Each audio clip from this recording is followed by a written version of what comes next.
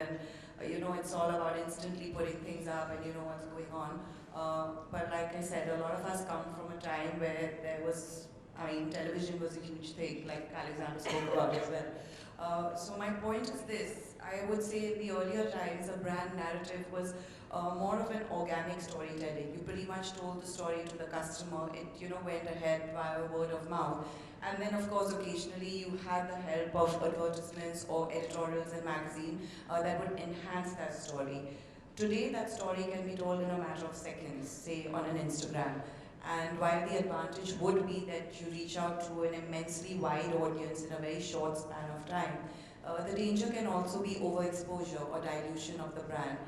So my question to each one of you is this: how do you use this tool to its best advantage? And what do you think of this phenomenon? So that maybe we start with you. See, I believe social media is a great business tool to educate your clients and customers, or at least it's a great business communicative tool. We also, all of us are sitting in this room, are the victims of social media. I'll come to that later, what I feel, but first I'll talk the positive of it, that it definitely helps every brand to tell its story without, like I mentioned, without sending them hundreds of emails and doing that. This is a very subtle way of saying that this is what we have and we are not, it's almost like free advertisement. We have got a lot of sales from Instagram. Clients keep on emailing, we saw that, we see this. So when somebody's following you on a social media, they're expecting to see something interesting because they put their faith and invested their time to follow you. So what I try to do is like keep it interesting. I'm a little technologically challenged, so my younger brother who's 10 years younger to me, almost another generation, he handles it all, and I learn from him. But what we usually, the great tool is the Insta story now, that I put in the karigars working and the kundan work, so for our clients in America and Europe to understand what it goes and how a polki is set, and what kind of detailing work is done. So this is great. So I think the social media is very important for everybody in today's day and age. We all need to be on it. If you're not on it, it's out of sight, out of mind. It's that simple. But at the same time, I feel this social media has confused people to such a core that you're like, everyone, it just keeps on swiping finger up and down. And before, like a piece which is being, like I would work on a piece for a year and a half and it just like swiped up in like 1 second. So because there's so much of access of information, there's too much out there and there's an explosion of information, and it's very difficult nowadays to concentrate on something and to appreciate the design and appreciate the time that has been invested in that piece. It's just that there's too much around us. That's what I feel. You would say use it, but keep the balance. Yeah, means I'm still I know digital is the way to future, but I'm still more of old school, which I like the print media as a great form of telling the stories whenever I you have a friend here. Thanks. Gauri, what do you think? So I grew up in a family which always believed in, knew the importance of advertising and promotion. My father owned Dabur, which was, they always had Sri Devi and Jaya Prada and everything, always endorsing Dabur Amla hair oil. So I learned at that time how important it is to really advertise and get your name out there as a brand. But fortunately for us, we're at the age that we're at right now with social media, we can actually make a niche, find a niche customer who is actually who's interested in our jewelry, and actually market to that person and talk to that person instead of just mass bombarding everybody with our message. So I think one can use social media by finding that your customer and actually targeting that person correctly. So it does save you a lot of money and time. And of course, we've been very fortunate because we've had celebrity endorsements without even having to pay for it. So we've been very fortunate at Isharia with that. So it has worked very well for us. The only thing that I think that when someone is putting something out there in social media, I feel one should be authentic to their voice. to what they stand for, and not just try and get likes and engagement just because, and by making things sensational. What do you think? Yeah, I kind of answered this earlier, but I will say one thing, that we are talking about social media as this big evil, but times have changed. We have to adapt. Now, we don't travel in a bullock cart, do we? We travel in cars. So times have changed. So there was hoardings, magazine ads, television ads. That was that time. Now that has changed to, now we're talking about influencers, bloggers, so social media, uh, digital magazines. So the whole space has changed. So that's one thing which we have to understand. Now we have 3 different brands out here, all have a very different DNA. And what I was trying to say in the earlier point was that you can control the amount you engage with your consumer. You can control the amount you want to let out. How much of your design do you want them to see? So you can maintain that exclusivity, and that you have to identify when you're identifying what your brand is, what your brand story is, right at that point of time.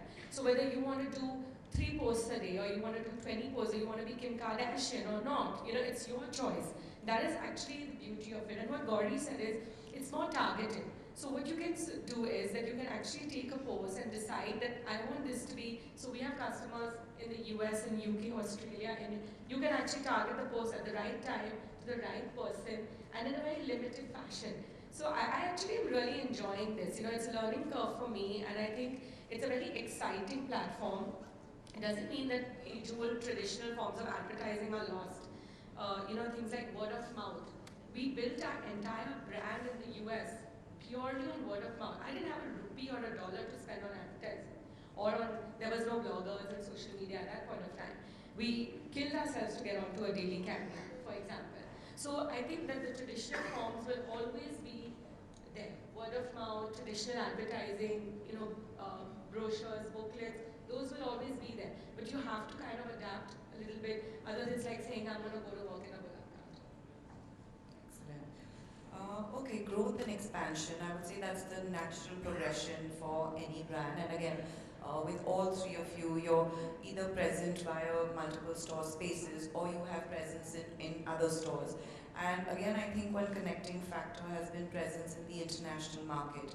So how important do you think in the growth of a brand is it to have an international presence firstly, and how challenging is it as a local homegrown brand to compete with these big players in the international space who obviously have bigger budgets and greater visibility, and just the recall value of those brands is strong?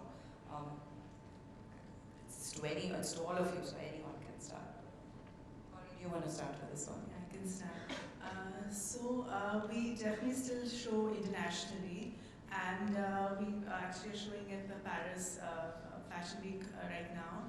And it is very important for us to be there. And the reason that I think that we're successful abroad is because we have a different voice.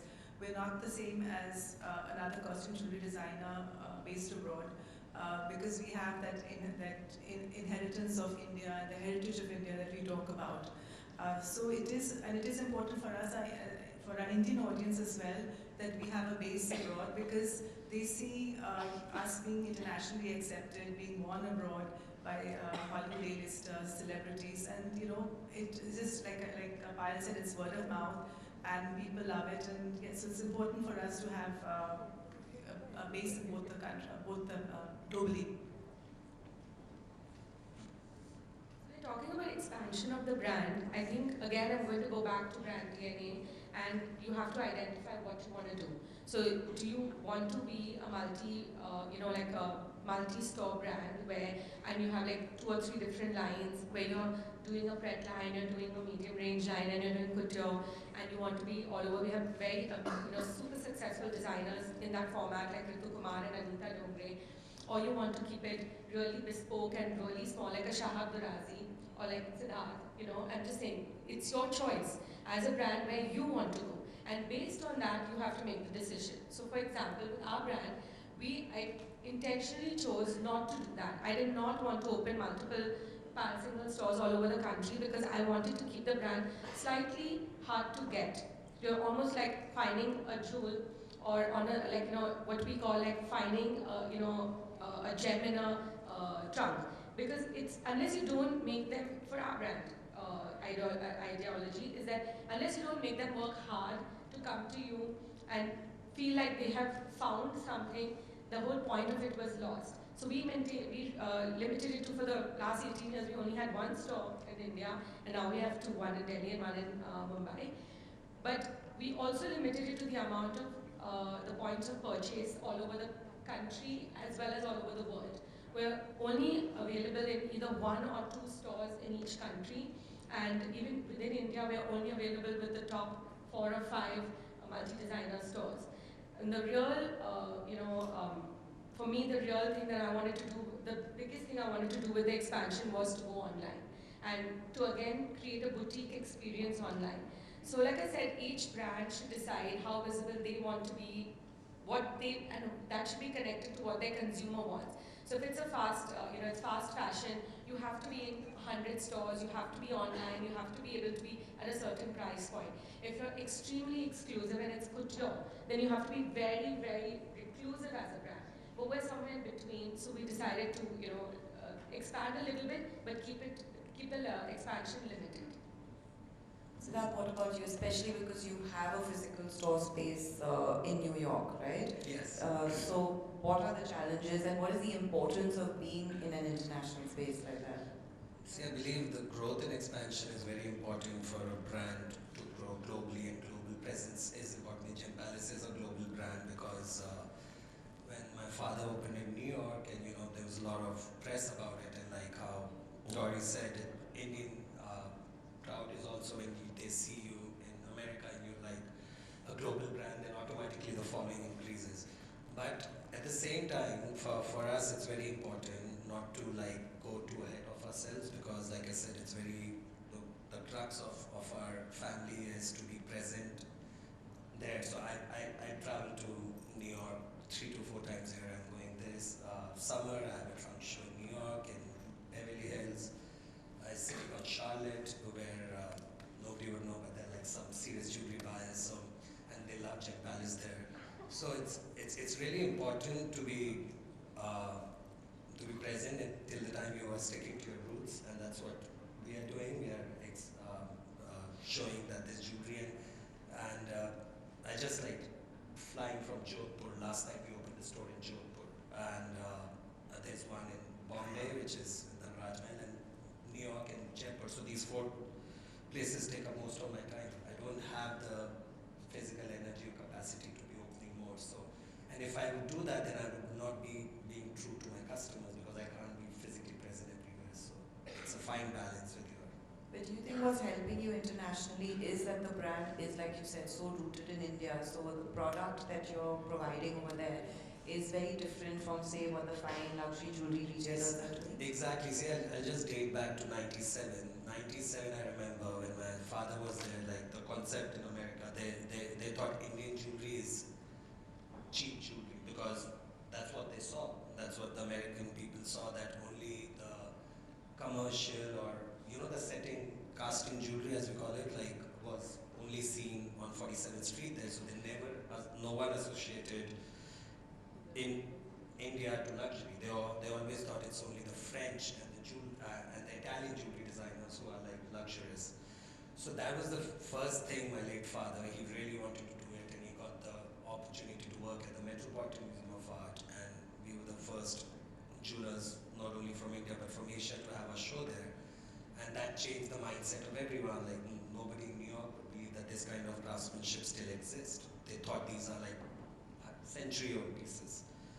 So that is very important, that the product is unique. There are a lot of Indian jewelers in America, so it's not like we are the only one. But I could say we were the first ones to be there and promoting Rajasthani jewelry and expecting like the Hollywood stars. Like Nicole Kidman was the first Polki Meena necklace from my dad in '99. So that changed the whole thing. Oh wow, because they used to think it's glass.